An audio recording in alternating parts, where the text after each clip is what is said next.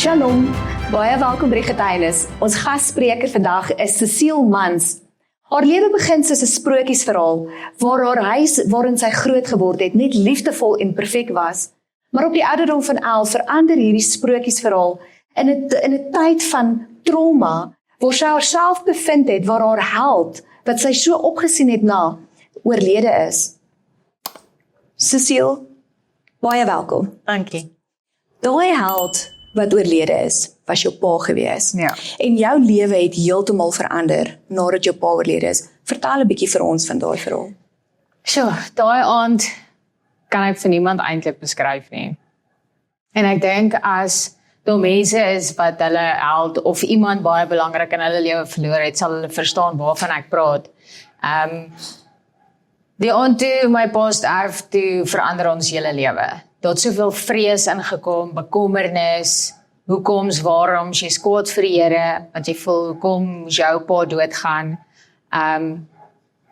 hoe gaan ons survive, hoe gaan ek en my ma cope, en my boetie cope, ek meen, my ma is 'n enkel ouer toe, met 2 stukkende kinders, en 'n plaas, wat se lande moet geoes word, en jy weet, dit was net crazy, en 'n mens besef nie, wat se vrees in jou inklim, as so iets gebeur nie. En, maar die Here het ons deurgedra deur dit, en so jaar later, toe ontmoet my ma weer iemand. En ek en my broer was baie excited daaroor, want toe dink ons kry 'n tweede pa, jy weet, hy sal nooit my pa se plek kan vat nie, maar ons gaan 'n pa figuur hê, wat ons daai leemte mee kon vul. En met 'n groot teleurstelling, het ons Kanada toe getrek. Ons was 16ers in die huis, dit was chaos. En ons wou daai leemte vul met 'n mens, en met 'n groot teleurstelling het ons agtergekom, daai leemte gaan nooit gevul word deur 'n ander mens nie. Dit gaan net die Here wees wat daai leemte kan vul. So daar in Kanada het ek en my broer baie begin rebelleer. Ons is baie kwaad vir die Here, baie hoekoms en waaroms, hoekom ons deur dit moet gaan. Tog was dit 'n groot leerskool, dit was 'n groot opportunity om in 'n ander land te gaan bly, vir hoe lank. Maar ja, dit het ons bietjie laat rebelleer, jy weet, en ons het daai leemte in die wêreld gaan soek, en om daai seer weg te vat. En na 2 jaar het my ma toe weer geskei, en ons het terug Suid-Afrika toe gekom, en ek en my broer was heeltemal in die wêreld in. Jy weet, ons het 'n ma wat bid en glo en is 'n pastoor, en ons weet wat is reg, maar ons wil nie daai pad volg nie. En so ek dink dit was 4 jaar na my pa oorlede is, toe is my broer in 'n karongeluk, en hy breek toe sy nek. Sure. So, daai was nog 'n trauma vir my in my lewe, waar ek amper iemand weer verloor het, wat die meeste vir my beteken. En die Here het hom nog 'n kans gegee, en sy getuienis op sy eie is awesome. Maar daar het ek net nog meer gerebelleer teen die Here, want ek het gevra, hoekom wil jy die mense wat die naaste aan my is, en waarvoor ek die liefste is, vir my wegvat? En ek dink, baie keer gaan baie mense deur dinge, wat hulle rug op die Here draai, maar eintlik is dit nie die Here se skuld nie. In 2014 ontmoet jy hierdie man wat jy gedink het jou lewensmaat gaan wees. Dit het so goed gegaan, dit het so mooi gelyk, maar ongelukkig het iets gebeur waar baie mense vandag oor vrees, en dit is oorspel. En daar moet jy nou al klaar weer deurwerk. Jy het nou al klaar deur hierdie emosies gewerk van jou broer, van jou pa wat oorlede is, en jou boetie wat jy amper verloor het. Nou moet jy weer deur hierdie emosie werk van verwerping en verlorenheid. En dan die grootste een waarmee jy regtig vir jou groot uitdaging was vergifnis en vryspraak. Vertel net vir ons 'n bietjie, hoe het jy daaroor gekom? Wel, dit het my rukkie gevat om wakker te skrik, om eerlik te wees. Want ek het, in plaas van om na die Here toe te gaan, het ek na die wêreld toe gedraai. Weer eens het ek gevoel, dis die Here se skuld, want hy kon dit keer. Maar op die einde van die dag, ek het nooit by die Here gehoor of moes ek met hom trou nie. Ja. Ek het my eie kop gevolg, ek weet nie of sal ek sê dit was my hart nie, maar seker maar my hart gevolg op daai oomblik, en ek was nie daar in die Here gewees nie. Jy weet, ek het dinge gesoek in die lewe, omdat ek al hierdie leemtes het in my, en omdat ek nie uitgesorteer was nie, en ek het gegaan vir wat ook al ek kon kry, basically. En ja, daai was groot trauma in my lewe, want 'n mens trou nie om te skei nie. Jy trou om saam met die persoon uit te word, en ek moet sê, na my egskeiding het ek baie bad geval, as ek dit so kan sê. Want toe is ek baie kwaad vir die Here, en ek het absoluut in die wêreld ingedraai. Ek wou daai seer en daai leemte gaan vul het met drank en partytjie, en ek het my lewe begin weggooi, want ek het myself gaan soek in die wêreld. Ek het nie meer geweet wie se siel is nie, en ek dink baie mense gaan daardeur, en hulle verloor hulle self, soos ek is 'n hairdresser, en ek werk met baie vrouens, en ek hoor daagliks oor affairs en egskeidings, en dit maak my eintlik sad, maar kwaad in dieselfde tyd, omdat die wêreld so lyk en so aangaan, en mense besef nie wat se seer dit veroorsaak partykeer in gesinne en families nie. Ek meen, dit skeer families heeltemal uitmekaar uit. En jou vrou wees, want jy twyfel sommer dadelik in jouself, wat het jy verkeerd gedoen, wat's fout met jou, en hoekom, en waarom. En ek dink ook dit is moeilik op daai stadium om niemand te verwens nie, want jy het hierdie seer in jou, en om net jou skeiding by die Here te gaan soek, jou hulp by hom, en jou comfort, as ek dit so kan sê, om dit hom te vind. Ek was baie kwaad gewees. Kyk, ek het reguit gesê, ek vergewe hom, maar ek gaan hom nooit geluk nie. Ja. En dan vergewe mense nie regtig iemand nie. En dit het lank gevat om hom werklik vry te spreek. Dis maklik vir mense om partykeer te sê, ja, maar jy moet vergewe. Die Bybel sê jy moet vergewe. Maar as jy dalk nie self daar was nie, is dit nie so maklike pad nie. En jy as mens kan dit nie regkry nie. Maar as jy die Here vra om jou te kom help, om daai persoon werklik vry te spreek en daai persoon te vergewe, dan kan jy oor dit kom. Absoluut. Maar Jy het op 'n stadium, jy vier nie Halloween nie, maar jy was mal daaroor gewees om die costumes aan te trek, en jy weet uit te gaan, maar op 'n stadium trek jy soos die duiwel aan. Want jy was die heeltyd geoordeel gewees deur kerkmense, mense wat die Bybel ken en jou die heeltyd gooi met die Bybel, en op daai stadium het jy net eintlik gewens, jy kan iemand kry wat vir jou sê, Cecile, jy gaan okay wees. Ja. Maar al wat jy kry is hierdie oordeling die heeltyd, want jy het tattoos gehad, en jy het gerook, en jy het gedrink, jy was nou glad nie die prentjie wat hulle wou gehad het, 'n pastoorsdogter moes wees nie. En dit het jou baie seer ook gemaak. Vertel vir ons daai battle waardeur jy gegaan het.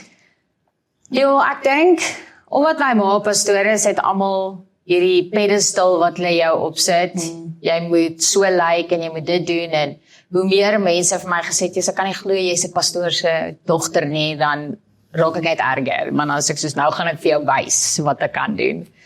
En daai was 'n struggle, en my ma het een keer vir my gesê, Cecile, jy gaan nog baie spyt wees oor jou tattoos. En ek was soos, maar jy het nie eers een nie, hoe weet jy?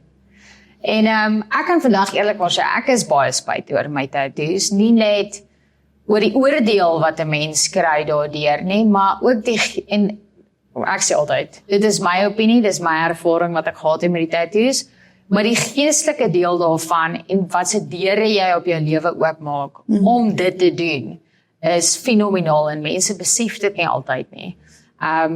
Byvoorbeeld, die een, ek dink dit was so 4-5 jaar na my pa oorlede is, toe kry ek die tattoo op my nek.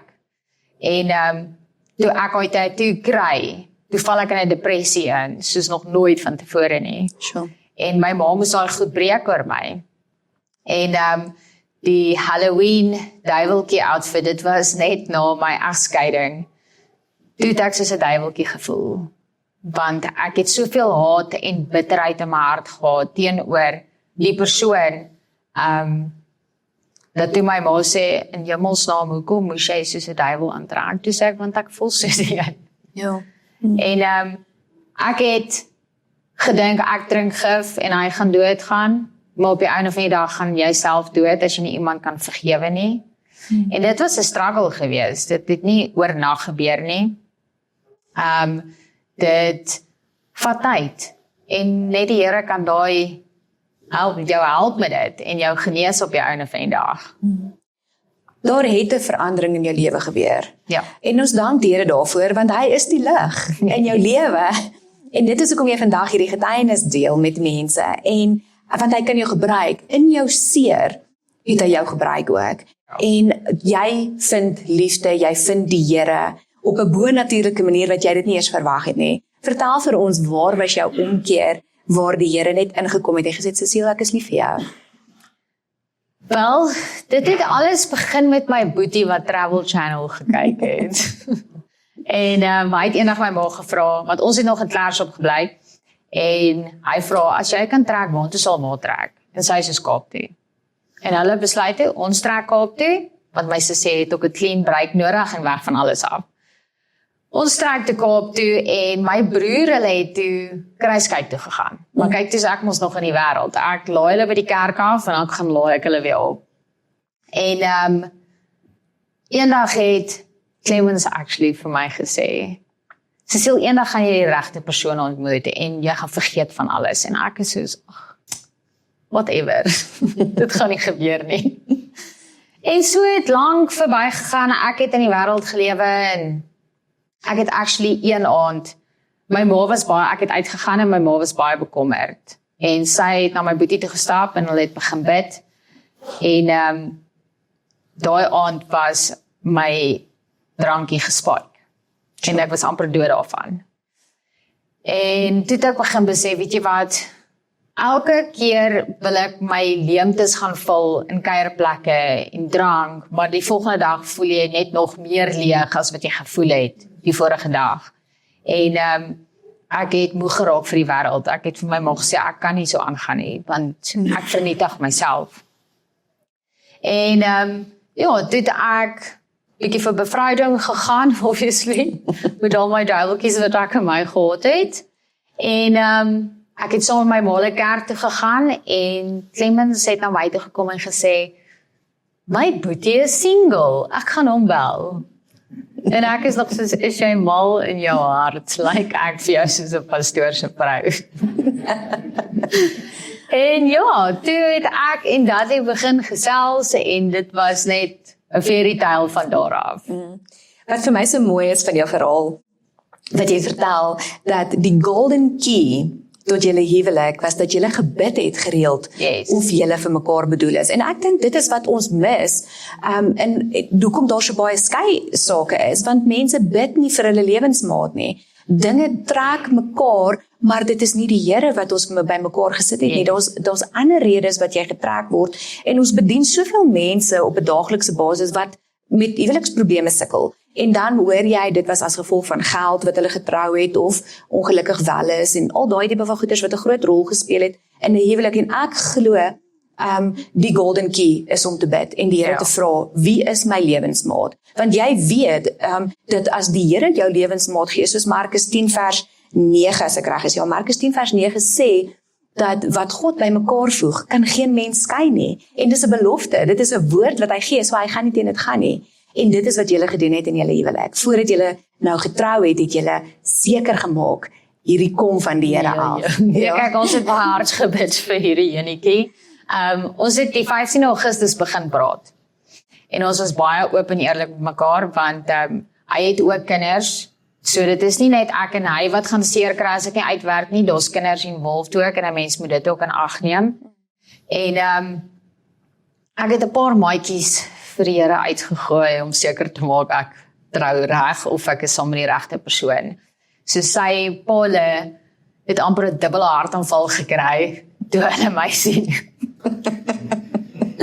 Hulle sê, ons lag actually nou nog daaroor, dan sê hulle, van al die vrouens op hierdie aarde kies jy die een wat met 'n nat koerant geslaan is. Maar nou sê hulle vir my, maar Een van die dinge wat ek wel gesê het is dat, of vir die Here gevra het is, as ek met hierdie man moet trou, moet sy pa 'n man vaar.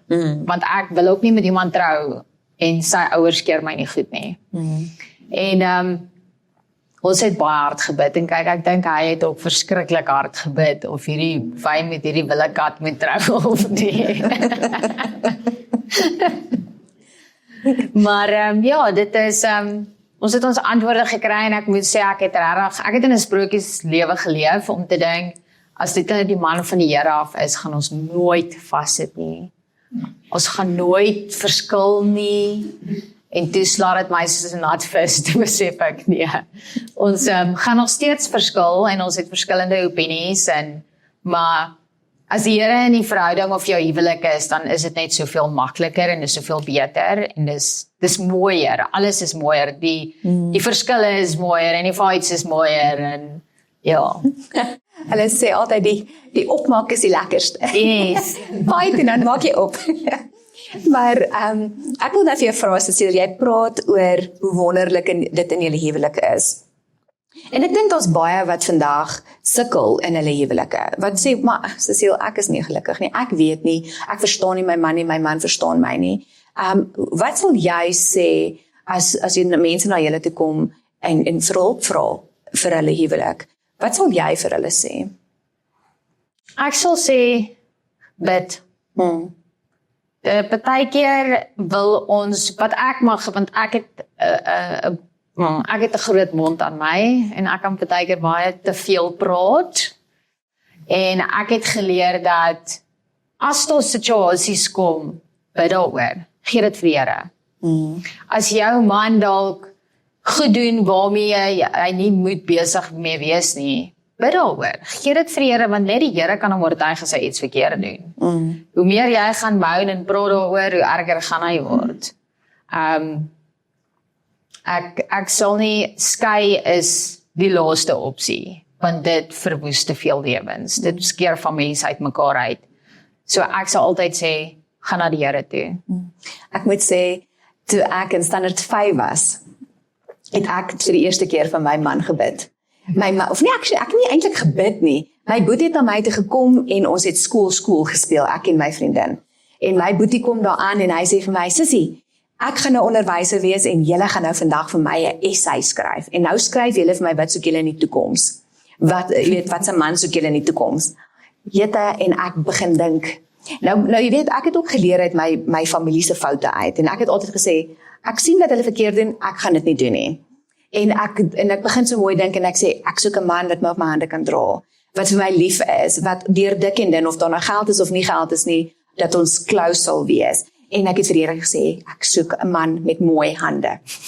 My vriendin, my vriendin aan die ander kant, sy soek hierdie man hy moet skatryk wees, hy moet 'n baadjie, hy moet hierdie paleis hê, en alles gaan net oor hierdie weelde in hierdie huwelik. En tot ons verbasing, toe ek nou getrou het, en sy het nou haar vriend ontmoet, en so aan, het die Here my die een keer terug, en hy sê, Jonita, onthou jy in standaard 5 wat jy gevra het vir my? Hy sê, gaan dink 'n bietjie oor wat het jy geskryf. Hy sê, kan jy van daai boksies aftik? En ek gaan so af, en ek kan elke ene aftik, en ek dink net, die Here het vir my gegee wat ek gevra het, en nog meer. Want hy het geweet, in my het hy geweet wie ek is, en waarvan ek hou, en hy het geweet wat is die perfekte deksel vir my. En in die ander kant, my vriendin, sy het presies gekry wat sy gevra het. Sy het hierdie man gekry wat hierdie ryk is en als, maar daar's nie liefde nie. Myne was spesifiek gewees, Here, my man moet vir my lief wees deur dik en dun. En ek het dit gekry. En daai dink ek, as ons net altyd na die Here toe gaan, soos jy sê, en vir die Here vra, Here, wie is ons lewensmaat? En dan daaroor te bid, sal dit net goed gaan. En dit is net daai golden key waarvan ek praat. Maar wat se woord het jy vandag vir vrouens of selfs mans wat na jou getuienis luister, wat deur 'n soortgelyke ding gegaan het, deur egskeiding, of selfs wat vasgevang is in alkohol of verslawing of wat ook al as gevolg van egskeiding en verwerping en daai tipe van dinge waardeur hulle gegaan het. Wat kan jy vandag vir hulle sê? Ek sal vir hulle sê dat bring jou bekommernisse en jou vrese en jou seer en jou jou gebrokenheid na die Here toe, want geen substance gaan dit vul nie, geen substance gaan dit genees nie. Die belangrikste is om by die Here uit te kom. Dis al wat ek kan sê. Want sonder die Here is jy ook maar niks nie. Dis waar. En jy is okay. Jy gaan okay wees. Dis die woorde wat ek wou gehoor het toe ek deur my moeilikste tye gegaan het. Is jy okay? En dit was van iemand wat jy dit die minste voor verwag het. Ja. Ja. Toe jy daar in die salon besig was, vertel net vir die kykers. Daai was actually my skoonsussie, maar ek het nooit geweet sy is 'n pastoor se vrou nie. En ek het haar die dag gedoen en ons het gesels en sy was so aanvaarend teenoor my. Ek dink ek het op daai tyd actually daai braids ingegaan en ek was donker getan. Mense het nie geweet wat sy ras is ek actually. Die neusring en die tattoos, jy weet, hulle saam my sigaret. En sy het my met soveel liefde hanteer. Toe ek na die tyd hoor sy is 'n pastoor se vrou, dis pos ek amper uit. Dis soos jy jou. En sy was so liefdevol teenoor my en ek dink daar die grootste shift in my ingekom. My mindset het gechange teenoor kerkmense want ek het maar dink teenoor kerkmense gehad van hulle judge 'n mens, maar hulle weet nie waardeur jy was nie en jy wil net hoor jy's okay. Jy wil nie met klappe uitgedeel word nie, jy weet. Cecile, as mense jou vandag wil kontak, kan hulle jou op WhatsApp kontak. Cecile se besonderhede sal nou op die skerm verskyn. Dit is vir haar belangrik dat jy haar WhatsApp en sy is baie besig vir die dag. So as jy hulp nodig het, stuur net vir haar 'n WhatsApp en sy sal met julle in kontak kom daarna wanneer sy 'n tydjie het. Maar ek wil vandag vir iemand sê wat dalk na hierdie getuienis luister en hulle voel maar sal die Here ooit vir my kan lief wees vir dit wat ek gedoen het. Ek is in so 'n diep gat. Ek het dan so bad dinge in my lewe gedoen. Hoe kan die Here my lief hê?